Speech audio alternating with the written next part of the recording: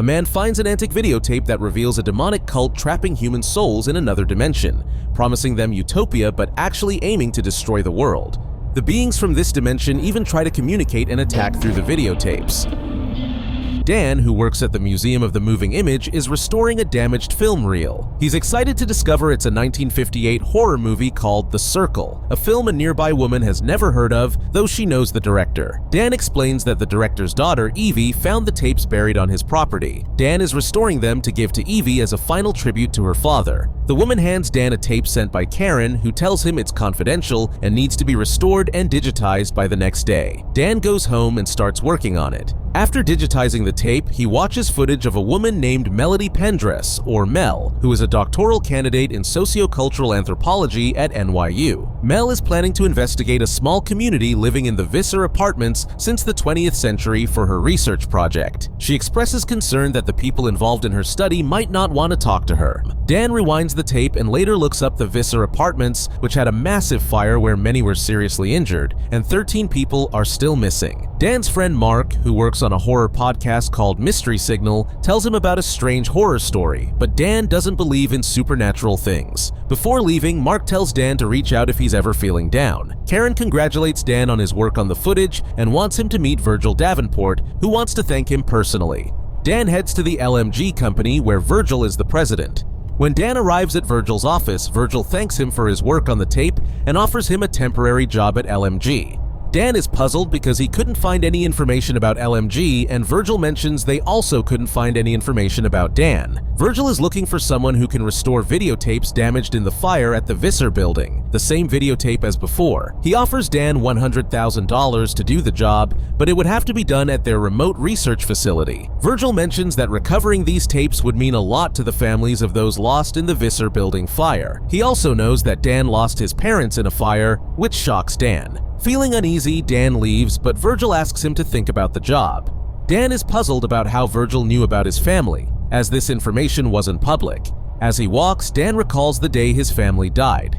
Later that night, he wakes up suddenly and plugs a USB into his computer. He watches a video of Mel and Annabelle talking. He zooms in on a photo of a dog that looks exactly like his family's dog. He tells Mark that the dog could be his because it has the same collar he had given it. Mark asks, is it about a woman named Jill, and suggests that Dan is just seeing what he wants to see. Mark tries to persuade Dan not to take the job, but Dan takes the photo as a sign and decides to accept the offer. Virgil and Dan drive to the Catskills and arrive at a small, isolated house. Virgil shows Dan around, pointing out the top-quality tools he'll need for the job. There's poor cell service and no internet, but there's a landline for making calls. Virgil then takes Dan to an archive filled with tapes recovered from the fire and mentions that they also have the camera used to record the footage. He gives Dan a device that serves as an emergency button to call for medical help if needed. Dan looks at the burned camera and sees a locked door, which he cannot open. He starts working on a tape and plays it, seeing Mel once again on March 11, 1994, on her first day of the history project on the Visser apartment building. Mel explains about the building, saying that it was built by unknown architect in 1934. A man opens the door. He says his name is John Smith. He hands her a key to the building and to the front floor. She asks for Julia Bennett, but he says he could not answer that question. She asks for advice for getting to know people in the building, and he simply tells her to stay away from the 6th floor. Mel shows her apartment, saying that she had never lived alone and wishes herself good luck. While asleep, Mel hears faint chanting and starts recording. The sound seems to be coming from her air conditioning unit, and as she opens it, the chanting grows louder. Dan, who is watching the footage, is also confused by what he's seeing, but then the chanting abruptly stops. Mel calls out, and Dan continues watching until a loud, high-pitched whining noise suddenly blares, hurting his ears. The next morning, Mel records herself, saying she plans to knock on some doors to investigate further. Mel knocks a few doors but gets no response from any of them. She explains from outside that she was doing a project. Suddenly, a kid walks through the hallway and knocks on a door. Jess introduces herself to Mel, saying that she do chores for tenants in the building. She knows everyone since she had lived in the building since she was born. Mel asks if she could introduce her to some of the tenants for her project. They strike a deal when Mel offers her $25 a week. Mel meets Tamara Stefano, who was born in Rome and has lived in New York since she was 10. Tamara has been living in the building for 6 years because she needed a place big enough for her piano, as she is a composer, and this place was a affordable. Mel mentions that she thought she heard Tamara composing music last night, but Tamara says it wasn't her. Tamara then plays some of her music, which unsettles Mel because it sounds like what she heard the previous night. The phone rings and Tamara steps away. Meanwhile, Mel becomes visibly uncomfortable and starts to feel faint. Jess asks if she's okay, but Mel says the music is making her feel sick. Dan calls Mark, but he does not pick up. Dan leaves him a message telling him that he was doing all right, but wants him to look up a composer named Tamara Stefano. He hears static on the phone and hears breathing. Dan tries using his phone and looks for signal until he reaches a large metal fence. He walks back into the house and tries looking around, but many doors are locked. He gets a call, so he picks up.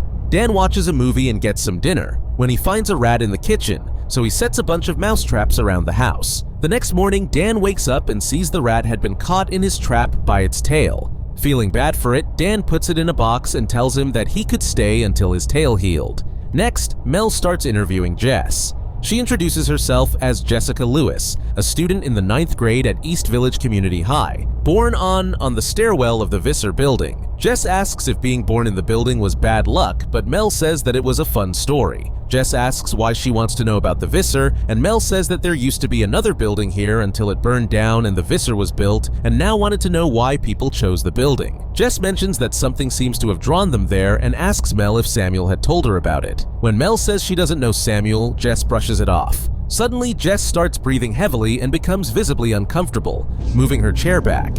Mel asks if she's okay, but Jess quickly stands up, gasping for air, then collapses and has a seizure. As Dan continues watching the footage, he hears Mel scream. The camera begins to move erratically, and he hears snarls and growls before a strange figure appears on the screen, frightening him. Panicked, Dan runs outside to find a signal and calls Mark. Mark asks why Dan hadn't contacted him earlier, and Dan explains that LMG had been monitoring him through the landline. Dan thinks he saw something strange but dismisses it, saying the place is messing with his mind. He asks Mark to find out anything he can about Tamara Stefano, LMG, and Melody Pendress. As he ties a lace to a tree, he hears noises around him. In a flashback, young Dan and his sister are playing a tune from a cascade on the piano when their father angrily tells them to stop. He then asks Dan to take their dog Cleo for a walk. Dan agrees, and while walking, he hums the same tune. When he returns, he sees ambulances, firefighters, and police rushing toward his house, which is on fire.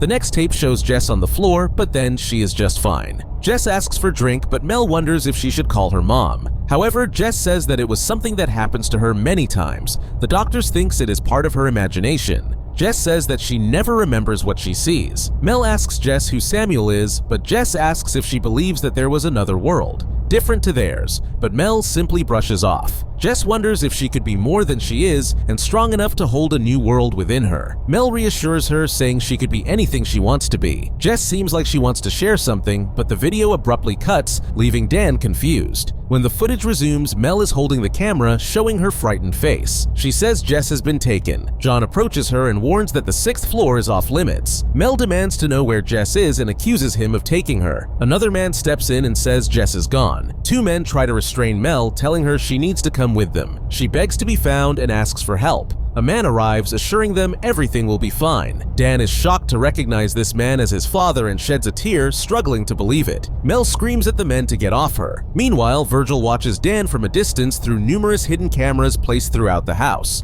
Dan calls Mark and tells him he saw his father in the tape. Dan realizes that Virgil lied about not knowing anything about him. In truth, Virgil knew Dan's father was connected to all of this, which is why he deliberately gave Dan this job. Mark advises Dan that he has 2 options, either leave the job or continue working calmly to find out what connection his father had with everything. Dan asks Mark to contact his aunt in Europe and have her collect all the old files related to his dad, believing those files could reveal a lot about his father. After the call ends, Dan restores the next tape and starts watching it. In the recording, Mel and Jess are seen shopping when they run into Father Russo at the store. Jess introduces Mel to him, and Father Russo invites her to church on Sunday before leaving. When Mel and Jess return to the building, they encounter Cassandra, who hands them her belongings and introduces herself to Mel. Cassandra oddly sniffs Mel before leaving without saying a word. Afterward, they visit Ms. Beatrice, a resident of the building, for an interview. Beatrice, a tarot card reader who came from Los Angeles with her sister, shares her story. Her sister ran away with someone, leaving Beatrice alone. She tells Mel that the people in the building are very strange, and she suspects there's a secret sex club that meets in the community room at midnight because she often hears voices late at night. During the interview, Beatrice reads Mel's tarot cards, laying out 3 cards that represent her past, present, and future. The first card depicts Mel's past, and Beatrice tells her that her past has been sad and difficult. The second card represents the present, and Beatrice says that Mel has come to this building looking for someone. Surprised, Mel reveals she's searching for Julia Bennett, a famous historian from the 70s. Beatrice mentions that on the 4th floor there's a woman named Fergie who has been missing for years, and her mailbox is always overflowing with letters. When Beatrice picks up the third card, which represents Mel's future, it shows the image of death. Both Mel and Beatrice are shocked by this revelation. Afterward, Mel goes to the mailboxes on the ground floor to check the one belonging to the missing woman from the 4th floor. The mailbox is locked, but letters are spilling out. Samuel appears and offers Mel a master key to open the mailbox. Before she leaves, Samuel invites her to the opera, which is being held at the Sanctuary, the former church, and Mel agrees. Later, we see Mel getting ready for the opera when she listens to a voicemail from Mr. Stephen,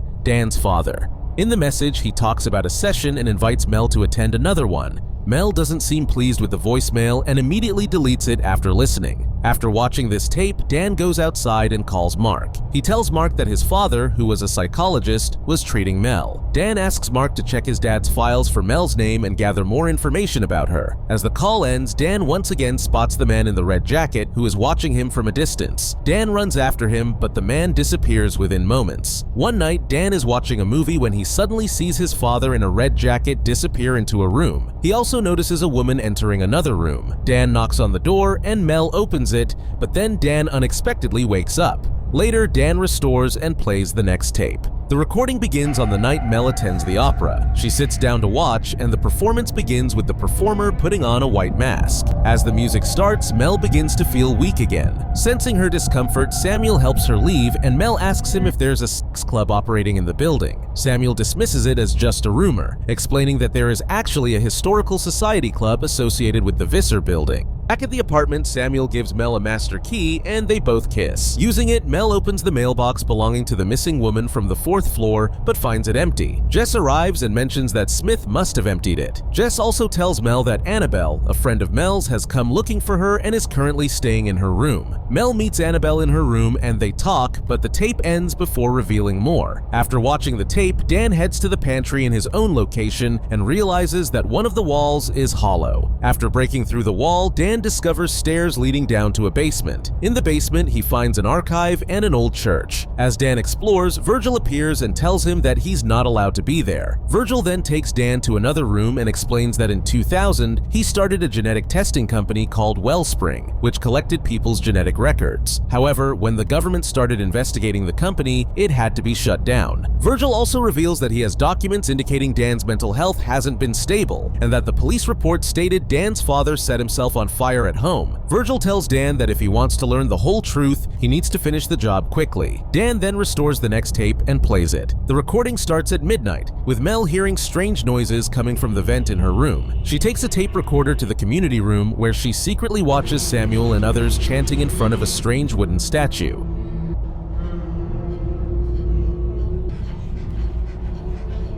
After everyone leaves, she enters the room to investigate. She sees Samuel and Tamara returning to the room and making out. Frightened, Mel runs back to her room and tells Annabelle everything. Annabelle urges her to leave immediately, but Mel reveals the real reason she's there. Not to research the community, but to find her biological mother, Julia Bennett. She confesses that Julia Bennett didn't leave her outside the church as she was told. At the end of the tape, someone knocks on Mel's door, which triggers Dan's memory. He realizes this is the same scene he saw in his dream, the moment he knocked on the door and Mel opened it. The tape ends. We then see Dan and Mark talking in a cafe. Dan tells Mark that the chanting he heard on the tape was the same tune his sister was playing the day before their house caught fire. Mark shares that he tried to find information about LMG, but there are no records of the company. However, he did find some tapes from Dan's aunt's house, which are recordings of therapy sessions between Dan's father and Mel. In a recorded therapy session between Dan's dad, Mr. Stephen, and Mel, she tells him that her mother left her at a church when she was a child, and she stayed there for 10 years. years. Since childhood, Mel had a strange issue where she would become absent-minded and start doodling randomly on pages. She explains to Steven that she felt like there was another world in front of her and that she was drawing a path to enter that world. When she was 10, her foster mom, Lila, took her away. Mel experienced these episodes again when she went to college, thinking they were due to a nervous breakdown. The session ends with Steven bringing in his dog, Cleo. Dan realizes this is the same dog he saw in Mel's recordings. The tape ends there. Dan then calls Mark, who was supposed to meet Mel that day. Mark tells Dan that the tune Dan heard in the chanting isn't from any existing song. Dan reveals to Mark that there are no cameras in the bathroom and he has hacked the security system to access all the cameras. In the next scene, Dan is in the bathroom with his laptop monitoring the camera feeds. He notices there are no cameras in the chapel. Suddenly, he has a hallucination where he sees himself with Mel in the community room. They talk briefly and Mel suggests they go for coffee. Then someone knocks on the main door, snapping Dan out of the illusion. Outside, an old lady named Bobby appears, introducing herself as someone who works for Virgil. She tells Dan she came to inform him about a fungus problem in the bathroom and offers to fix it. Dan tells Bobby to leave, saying he can handle his own problems. He then restores the next tape and plays it. In the recording, Mel and Annabelle are in the community room and Mel is describing the strange ceremony that took place there the previous night. During the conversation, Cassandra arrives and comments on Annabelle's beauty. Mel asks Cassandra if she was present at the ceremony the night before, but Cassandra lies to her by denying it and instead invites them to a party that night. In the following scene, Dan listens to another therapy session between Mel and Mr. Steven. This session reveals that Mel brought Jess to Steven because she believed Jess's problem was psychological, not due to an evil shadow, as Jess's mother thought. Mr. Steven asks Jess a few questions, and she shares that when she feels strained, it's as if something is pulling her somewhere. A little later, Jess's mother arrives, upset with Mel for involving others in their family matters. She angrily takes Jess away, and the recording ends. Dan notices on his monitor that Bobby is doing something suspicious in his lab. When he confronts her, Bobby acts defensive and says she was just checking to see if the equipment was working properly. Dan then asks her if she could open the chapel for him because he wants to pray there, but Bobby leaves without answering. Meanwhile, Mark continues his investigation and finally finds Mel's residence. However, the Mel he meets there is a completely different woman. This woman knows that the Visser building burned down 25 years ago, but has no knowledge of Mel's life before or after that event. Mark becomes convinced that the woman he met has stolen Mel's identity. Meanwhile, Dan goes downstairs to get some supplies to restore the next tape when he sees Mel on the stairs. Mel reminds Dan that they had planned to go for coffee. She hints that maybe he didn't really want to go with her since he doesn't know her well. Dan assures her that's not true and tells Mel that he knows she's always ready to help others and is a good person. Mel is touched by his words. Suddenly, Dan wakes up and realizes he had been dreaming while working on the tape.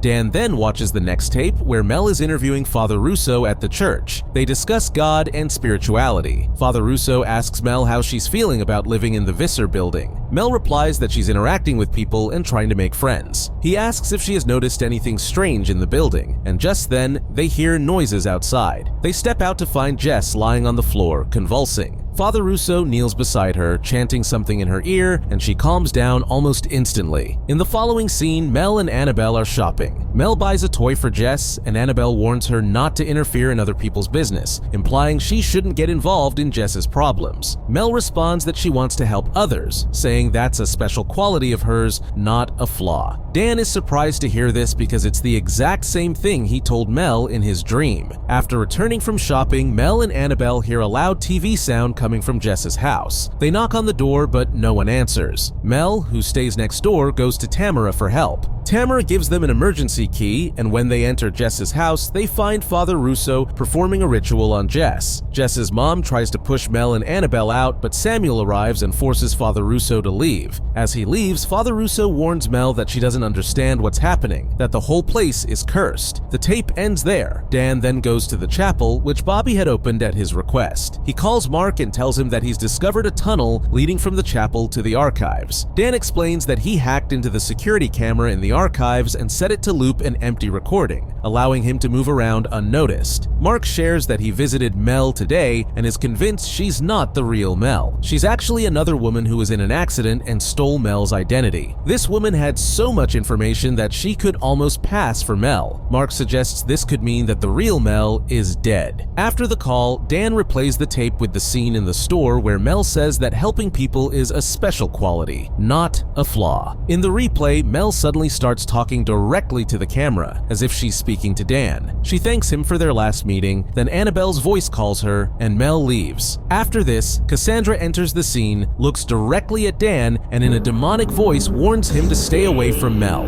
She then grabs his neck. Dan suddenly wakes up, realizing it was all a dream. Dan enters the archives through the tunnel from the chapel and tries to open a locked door to access more tapes in the other room. However, the lock requires a 4-digit combination that he can't figure out. Frustrated, Dan steps outside and calls Mark, asking him to find someone who can help crack the lock. As soon as the call ends, Dan is startled to see Mel standing in front of him. He moves towards her, but then hears Bobby's voice behind him. Dan suddenly realizes it's nighttime, and Bobby tells him that he had been standing in the same spot since morning. She mentions that Virgil is worried because Dan hasn't restored any tapes recently. Dan goes back inside and resumes restoring the tapes. After finishing, he plays the next one. In the recording, Mel is in Jess's room, where Jess is working on a science project about comets, particularly the Charon comet, which is set to pass by Earth in a few weeks. Annabelle then arrives, and she and Mel head out for an interview with Cassandra. During the interview, they learn that Cassandra was once a famous painter who collaborated with a woman named Eleanor. After Eleanor's death, Cassandra brought all their joint paintings and artworks to her place. Cassandra explains she met Eleanor in an artist group called the Spirit Receivers, who created paintings meant to depict about another world. While in Cassandra's room, Mel notices a cabinet containing the same strange statue she had seen before and tries to open it. Cassandra tells her that the key to the cabinet is lost, so it can't be opened. As Mel and Cassandra continue talking, Annabelle arrives and asks Cassandra about one of her paintings. Cassandra explains that the painting was created by Eleanor, and the woman depicted in it is Cassandra herself. Mel notices a pendant in the painting, which Cassandra is also wearing. Cassandra reveals that the pendant is made of Charonite, a stone from the Charon comet, which is set to pass by Earth in a few weeks. She adds that the comet passes Earth every 70 years, and the last time it came close, it crashed, leaving behind the Charonite. Mel then asks Cassandra if she knows anything about a woman named Julia Bennett. Cassandra says she doesn't, but mentions that there will be a party that night where some of the older residents of the building will be present. They might know something. Before they leave, Cassandra gives Annabelle a jar of black paint made by Eleanor. Annabelle tells Mel that Eleanor was Cassandra's partner, and they had been in a relationship for a long time before Eleanor committed suicide. As Mel and Annabelle are standing outside the room, they encounter Samuel, who has come to retrieve the master key from Mel. While Mel goes inside to get the key, Annabelle confronts Samuel, revealing that Mel knows about his intimate encounter with Tamara the previous night. Samuel explains that he and Tamara had been drinking heavily and that Tamara is his ex-girlfriend, so what happened was not intentional. Mel returns and asks Samuel to leave. The tape ends there. As soon as the tape ends, Dan sees a shadow of Mel on his screen, even though there is no one behind him. This triggers a childhood memory for Dan. He recalls his sister playing the same tune on the piano in her room. She called Dan over and reassured him, saying he didn't need to be afraid of ghosts. She explained that their dad had told her that ghosts are like us, just confused and lost, and that we should help them. Later that night, Dan wakes up after hearing some noises. He looks towards the light coming from a room down the corridor and sees Mel sitting inside. She's writing in a notebook, and there's a box on the bed that Dan recognizes as his own. He approaches Mel and asks if she wrote in the notebook. Dan tells her that while the notebook isn't his, the box is his. It was a birthday gift from his father when he was a child, and he broke it in anger. Mel then shows him a chain with a ring on it, explaining that the ring belonged to her mother, who left it around her neck at the church. Dan mentions that his father is Dr. Stephen, but Mel doesn't believe him, saying that Dr. Stephen's son is only 8 years old. Suddenly, the lights in the room flicker. When the lights come back, Mel has disappeared, but the box and notebook are still on the bed. Dan picks up the notebook, which looks like someone's journal. On the back of the notebook, he sees the name T. Bellows. Searching further, Dan finds many similar notebooks in the room's cupboard. One of these notebooks has a 4-digit combination written inside, and one combination is highlighted. Dan tries the highlighted combination on the lock of the archive room, and it works, opening the door. Inside, he finds a lot of items from the Visser apartment apartment building. Among the items, he discovers a research paper written by his dad, which discusses another dimension and an alternate world. He also finds Mel's burned diary and a ring on a chain. Dan quickly calls Mark to share what he's found and asks him to look into a man named T. Bellows. Just as the call ends, Mark notices someone standing in his studio. It's Virgil. Virgil confronts Mark, saying he knows Dan has been sharing everything with him. He asks about Dan's mental state, to which Mark replies that a few months ago, Dan's girlfriend mentioned Dan's father, which led to their breakup. After that, Dan started getting haunted by memories from his childhood, prompting him to seek therapy. Before leaving, Mark asks Virgil what he's looking for in Mel Pendris's tapes, but Virgil responds that it's confidential and doesn't disclose anything. In the next scene, Dan plays the next tape.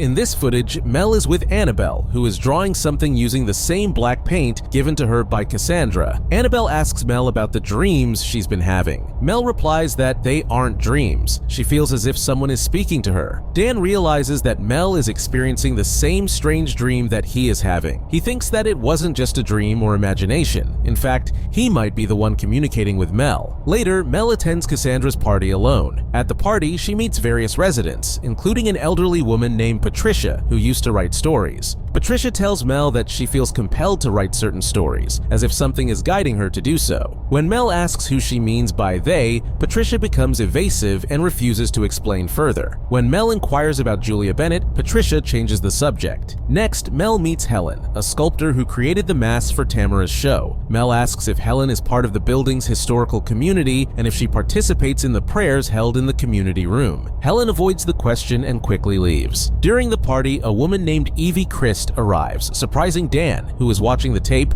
because he had recently restored a video reel of the show The Circle, and it was sent to him by her, as you remember at start of the video. Everyone at the party sits down for dinner and begins discussing The Circle, a show that never aired. Evie shares that many years ago, her father met an occult group in a house in Hollywood that performed magic rituals. They showed her father some tapes involving human sacrifice, which inspired him to create The Circle. One of the guests at the table mentions that the show was considered dangerous, and shortly after its creation, Evie's father, William Christ, committed suicide. Evie dismisses the talk of occult involvement and the show's dangers as mere rumors. Cassandra then suggests that since Beatrice can communicate with spirits, Evie could contact her father's ghost to ask where the missing reel of The Circle is hidden. Mel finds this odd, noticing Cassandra's eagerness to find the reel. Nevertheless, Evie agrees to the seance, and Beatrice connects with the spirit of Evie's father, William. During the possession, William's ghost recites a poem that only he and Evie would know, confirming the connection. Cassandra urges Evie to ask her father where the reel is hidden, but William's ghost suddenly shouts, "Stay away from me," before the connection abruptly breaks. Next, it's Mel's turn to try and contact her mother, Julia Bennett, to find out if she is still alive. Beatrice calls out to Julia Bennett's spirit, but there's no response, suggesting Julia might still be alive. Suddenly, Beatrice grabs Mel's hand and says that someone else is there, wanting to talk to Mel. At this point, the tape freezes, and Dan notices Mel standing behind him. Dan realizes that it might be him who wants to communicate with Mel. Mel turns to him and asks what he's doing. Dan explains that he's restoring old tapes. Mel glances at the screen showing Beatrice and says she recognizes her, but can't recall from where. Then she notices her diary and ring chain on Dan's table and is shocked, asking what Dan is doing with them. Dan reveals to Mel that she died 25 years ago in the fire at the Visser apartment, and he is restoring these tapes to find out what happened to her. Mel is confused and starts to panic, shouting that this can't be true, insisting she's not dead. Suddenly, the lights flicker. When the light comes back on, Mel has vanished. As the tape continues playing on the screen, Beatrice starts repeating exactly what Dan and Mel had just said. Mel, visibly shaken, asks Beatrice how she could know what she saw in her dreams. Dan is equally confused, wondering how Beatrice could be echoing their conversation word for word. After repeating everything, Beatrice suddenly begins to scratch her own face and was taken to the hospital. Dan quickly calls Mark, telling him that he initially thought he was imagining or dreaming his encounters with Mel, but now he realizes he's actually meeting her. Dan insists that he might be able to save Mel. Mark, however, becomes concerned that Dan is losing his grip on reality. Meanwhile, the tape continues, showing Mel returning to her room, where she finds Annabelle creating strange paintings